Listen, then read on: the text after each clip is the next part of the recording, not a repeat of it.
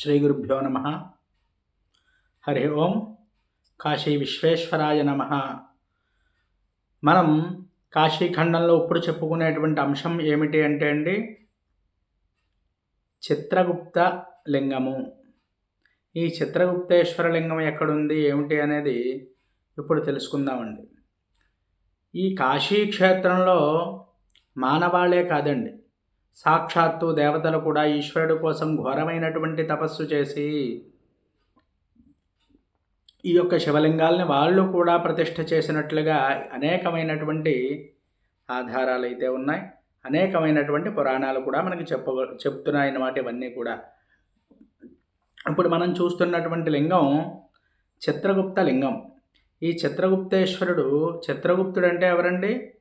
మన యొక్క పాపాలన్నీ కూడా రాసేటువంటి చిట్టా ఎవరి దగ్గర ఉంటుంది అంటే ఈ చిత్రగుప్తుడి దగ్గర ఉంటుంది.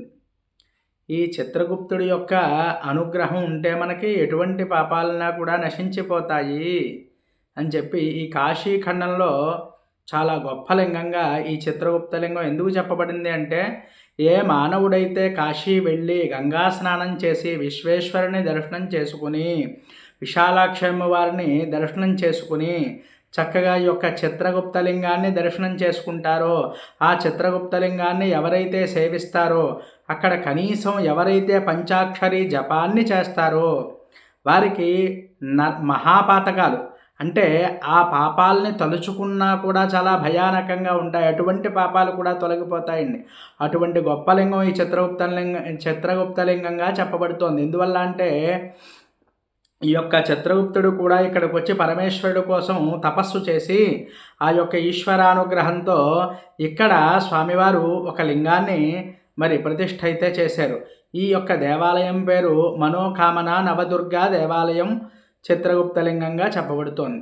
అంటే మనస్సులో ఏమైతే కోరుకున్నామో అటువంటి కోరికలన్నీ కూడా నెరవేరడమే కాకుండా వాడు ఎంత కిరాతకమైనటువంటి ఘోరాలు, మహాపాపాలు, మహాపాతక ఉపపాతకాలు చేసిన వాడైనా సరే ఒక్కసారి చిత్రగుప్తలింగం దగ్గర కనీసం ఒక దళం అంటే మారేడు పత్రి కానీ అలాగే అభిషేకం వీలైతే మనం అభిషేకం కూడా చేసుకోవచ్చు. అభిషేకం చేసుకున్నా లేదా అర్చన చేసుకున్నా లేదా జపం చేసుకున్నా మనం కోరినటువంటి కోరికలన్నీ కూడా నెరవేరడంతో పాటుగా ఈ మనం చెప్పుకున్నాం ఇందాక ఆ మహాపాపాలన్నీ కూడా తొలగిపోతాయి. ఈ చిత్రగుప్తుడు వాళ్ళ యొక్క చట్టాలంతా కూడా మాయం చేసేస్తాడట. అంత అద్భుతమైనటువంటి లింగం కాశీఖండంలో ఏది అంటే ఈ యొక్క చిత్రగుప్త లింగంగా చెప్పబడుతోంది. ఇది ఎలా వెళ్ళాలి ఏమిటి అనేది ఇప్పుడు మనం తెలుసుకుందాం. మనం 4వ నెంబర్ గేట్ నుంచి సుమారుగా కొంచెం ఎదరకు వెళ్ళినట్లయితే అండి మనకి పోలీస్ స్టేషన్ కనిపిస్తుంది. ఆ పోలీస్ స్టేషన్కి కొంచెం ఎదరగా వెళ్ళిన తర్వాత ఒక 2 వీధుల అవతల, ఫస్ట్ వీధి కాదు సెకండ్ వీధి, రెండో వీధిలోంచి మనం ఎడమ వైపు తీసుకున్నట్లయితే మనకి పాన్ షాపులు, టీవీ రిపేర్ షాపులు కింద కనిపిస్తూ ఉంటాయి. అటు నుంచి కొంచెం ఎదరకు వెళ్ళినట్లయితే ఫస్ట్ రైట్ మనకి ఫస్ట్ వైపు కుడివైపు ఉండేటువంటి సందులో కొంచెం ఎదరకు వెళ్ళినట్లయితే మనకి కొన్ని కరెంటు పోల్ అయితే కనిపించి కొంచెం ఎడమ భాగంలో అయితే మనకి ఈ యొక్క మనకామన చిత్రగుప్త లింగం అని చెప్పి మనకి అక్కడైతే కనిపిస్తూ ఉంటుందండి. కొంచెం లోపలికైతే వెళ్ళాలి. ఈ దేవాలయం మనకి రోడ్డు మీద అయితే ఉండదు, కొంచెం లోపలికి వెళ్ళి వెళ్ళవలసి ఉంటుంది. అక్కడైతే మనకి చిత్రగుప్తలింగం అనేది చక్కగా దర్శనం అవుతుందండి. వెళ్ళి ఎవ్వరైనా సరే మనం ఇది నడిచి కూడా వెళ్ళొచ్చండి. అంటే దీనికి వెహికల్ సౌకర్యాలు ఇవి కూడా అవసరం లేదు. కొంచెం కొద్దిగా నడిచే వాళ్ళైతే సుమారుగా 1 కిలోమీటరు అలా ఉంటుంది.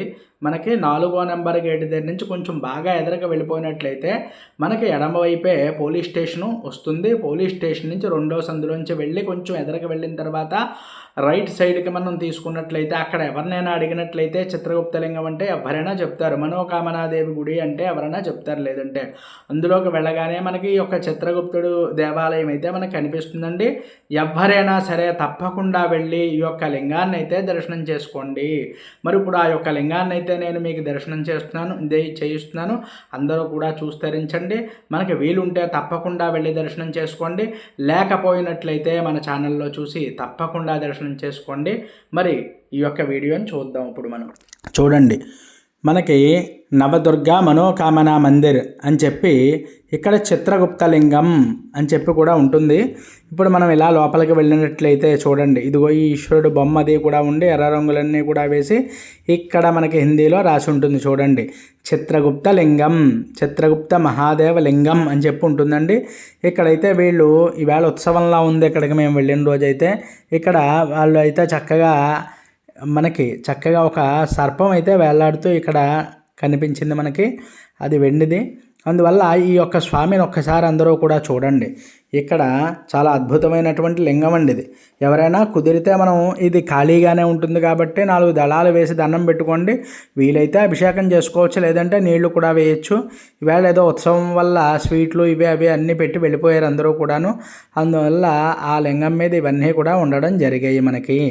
మరి నేను చెప్పిన విధానంలో వెళ్ళినట్లయితే మీకు చాలా సులువుగా అయితే ఇంకా ఎవరిని కూడా అడగవలసిన పని కూడా ఉండదు. మీకు చాలా సులువుగా అయితే లింగాన్ని మీరు దర్శనం చేసుకోవచ్చు. అక్కడైతే నవదుర్గల యొక్క బొమ్మలు ఉన్నాయి, చూసి నమస్కారం చేసుకోండి.